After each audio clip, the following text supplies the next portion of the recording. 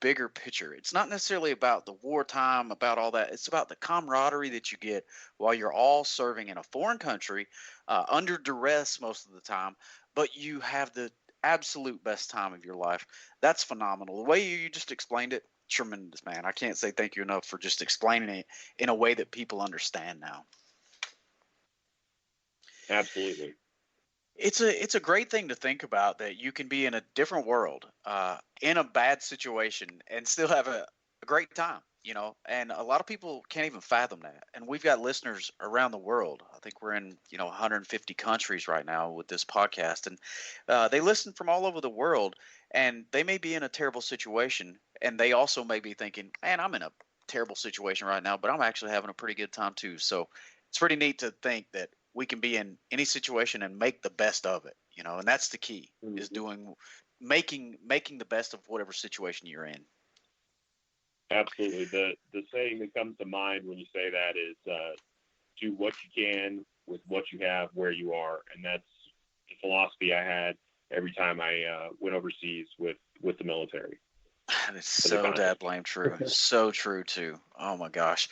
So when you were doing those deployments, how long were you going for? Are these 30, 60, 90, 120 days? How long were you going and working these contract jobs?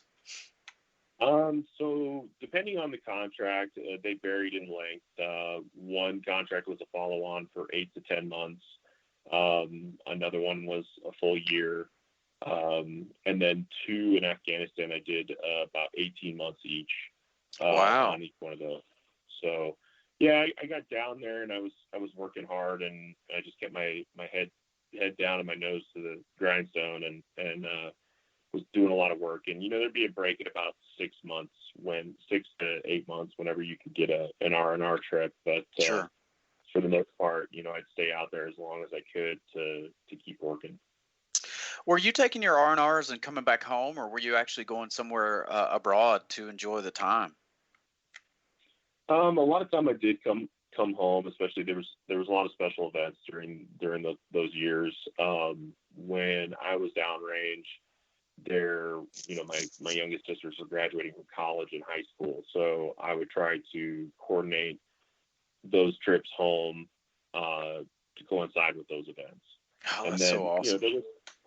There was some fun times. I got to go to Australia and spent some time in the Middle East, and the UAE, as many contractors do, and spent some time in Europe as well. So I got to see some things that afforded me some opportunities, but for the most part, I'd come home and see the family and catch up with everybody, because you just miss out on a lot of things. And if you can make your R&R work for you, that's what I would do, so that I could make sure I didn't miss out on as much as a lot of guys do.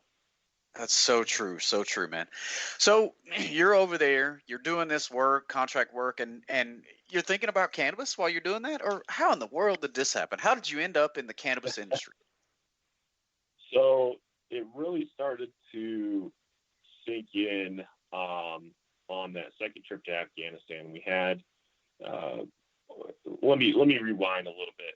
So in Iraq, we had a lot of guys committing suicide, downrange, didn't even make it home. We talk about that 22 a day, and it was shocking to me. My first trips out to Iraq, it was almost unfathomable. I just didn't understand what was going on, and I started to try to understand the situation and what was happening to some of these guys. And largely, they were younger men, 18, 19, 20, that were having a lot of these issues. And there was, constant stress and anxiety and all of these different factors coming in with being deployed and doing different operations, whether you were convoy ops or you were infantry and you were out kicking indoors or whatever it was that their missions were. And things at home would seem to be some of the biggest triggers that would cause these bouts of depression for these guys. Right. Wife at home, kids at home, stuff happening with the family, and there was just more suicides than I could even understand. I didn't know what was going on, And as I continued to contract and move around from place to place within Iraq, and then eventually into Europe, and then back to Afghanistan, things just seemed to get worse, not better. And so we were talking about a lot of these things because we all had friends that had either attempted suicide or had succeeded and killed themselves. Wow. And a big part of it was, PTSD, of course, or PTS. And it started weighing on me that there was something that needed to be done, but I didn't know what exactly it was. And we continued, all of us had at some point dabbled with cannabis and at some point in our formative years and things like that. And all these studies and information started to come out about guys using cannabis versus the benzodiazepines that the VA just hands out like candy. And we started to get very interested in the topic, and we were sitting around a fire in Afghanistan, and I have a picture of the exact fire that the discussion happened around, and we just started having a debate about it. It's like, why are people taking these pills that are killing them if there's something natural out there that helps just as well or better? Absolutely. And the debate could be made that benzodiazepines and the medications being given out by the VA don't help, but cannabis can, and it does. And I've seen it work, and I've seen it help a lot of my friends that have come back. What was the mood around that fire, Justin? When y'all were sitting around that fire, what was the mood? What was the conversation? The conversation, I mean, at first it was serious, and we were talking about it because one of the guys at the fire, I think, had recently lost a friend to suicide, or we had heard that someone had taken their life around the same time period. Right. And so that's what the discussion was kind of talking through that situation and those feelings. And it went from being a serious discussion to almost an angry discussion. It's like, why are we being denied something, or why are people being denied something? Why are soldiers being denied something that is natural and can help with PTSD, but they're being given these benzodiazepines that seem to drive them to suicide, right, versus helping them defeat their PTSD?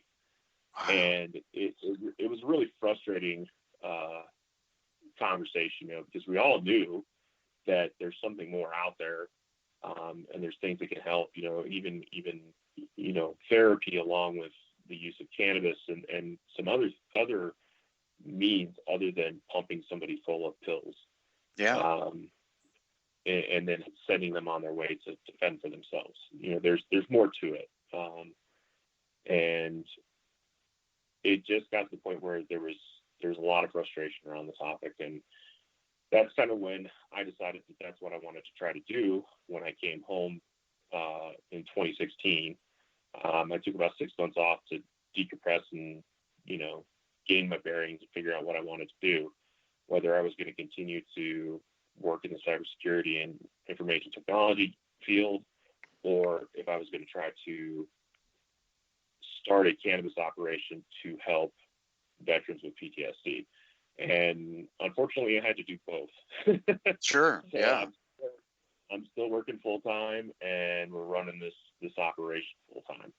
So I've got the whole family, the family locally involved with the whole operation. So well, we're really excited to hear about that operation. That's going to be the second segment that we're going to talk about. So, I think it's really neat that we can solve the world's issues sitting around the fire, actually having an open discussion and open dialogue.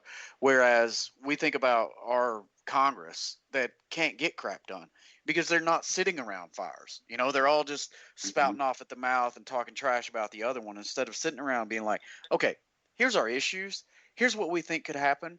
How can we make that happen? And you and I and our brothers and sisters can sit around the fire and solve the world's issues, but they can't get it done in Congress. It's frustrating. Exactly. It's frustrating.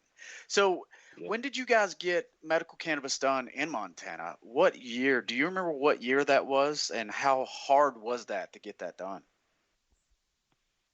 So medical marijuana in Montana was actually voted in 2004, and I believe that was through a marijuana policy project backed voter initiative at the time. And I don't know how much influence they had in that election or that vote. Sure. But that's when it was started, and it was very much the wild, wild west at that time. Very early days of a medical marijuana program, very similar to California, Colorado.